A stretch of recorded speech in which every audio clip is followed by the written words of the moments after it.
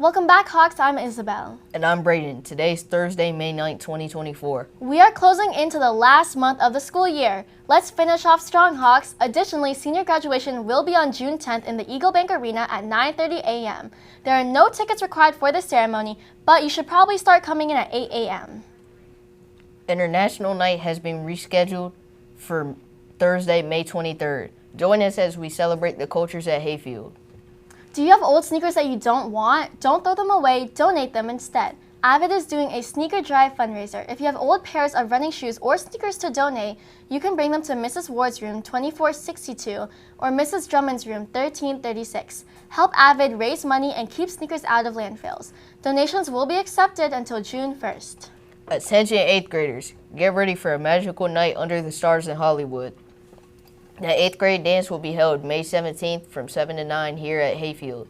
Tickets must be purchased on My School Bucks. The cost is $10. Tickets are on sale now and will be until May 10th. Buyers now. Come out to Panera for a Spirit Night on Tuesday, May 14th and support the class of 2026. A portion of sales will go to help fund next year's prom. Every little bit helps. Hayfield Outdoor Track and Field team will be competing in the National District Championships at Falls Church High School today, May 9th, and Saturday, May 11th. Hayfield's athletes have been training hard, breaking school records, and are ready to take on the rest of the district. Come out to support the team as they compete against the best in the district. Good luck, Hawks. Well, that's all for today, Hawks. Have a thrilling Thursday and stay tuned for more Hawk TV. More from Hawk TV.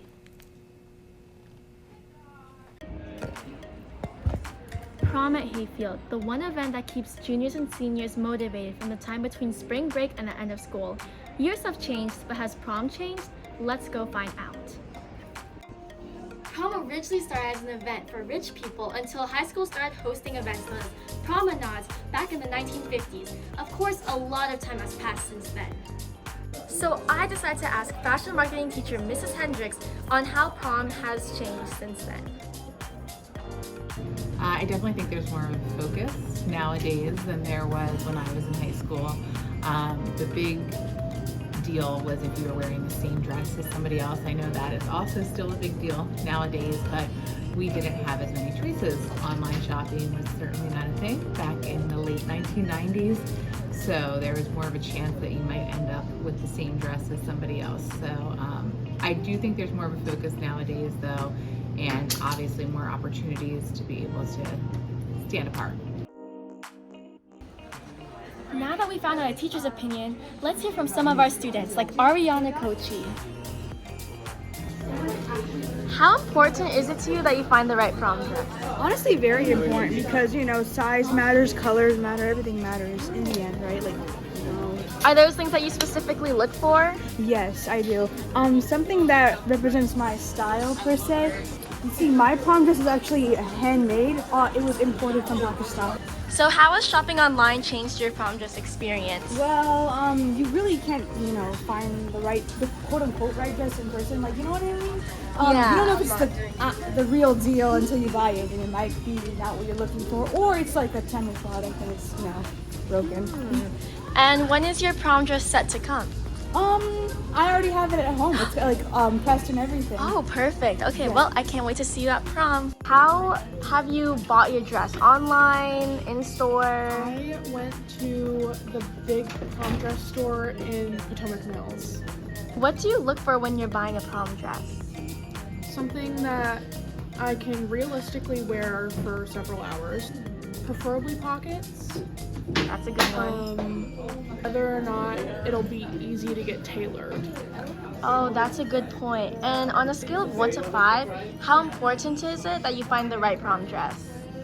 I think it's pretty important. I think it's especially hard to when you're comparing yourself to everyone, and so I think it's important to find something that makes you feel pretty.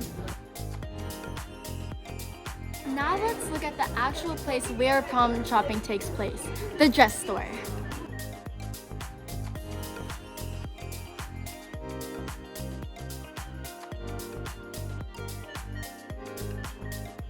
So how early do you guys start preparing for prom dress season? We actually prepare for prom season all year round because we also deal with Coco. And also, what happens to prom dresses like after prom dress season, like the leftover ones? I won't say they're necessarily all prom dresses. We call them special occasions. We typically keep that session just for all of those. So nothing typically ever happens to them. Some do get knocked down for like sales pricing and whatnot. But other than that, they typically just stay up here, and as everyone comes in, they get to browse around and see what we had or what's available at the time. It definitely does get crazy. I'm not gonna say right now, honestly, because we have been busy, but it's not as busy as it was with Coco, which is kind of surprising. Okay, last question. course. How many items do you own have glitter on it because of this job?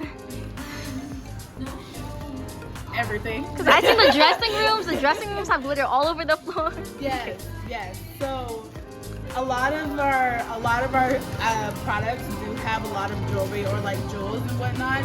So I typically do go through, like, once I am going home, I'm like shaking off my clothes and my shoes because I got glitter all over the place. It's literally every day that I go home glitter.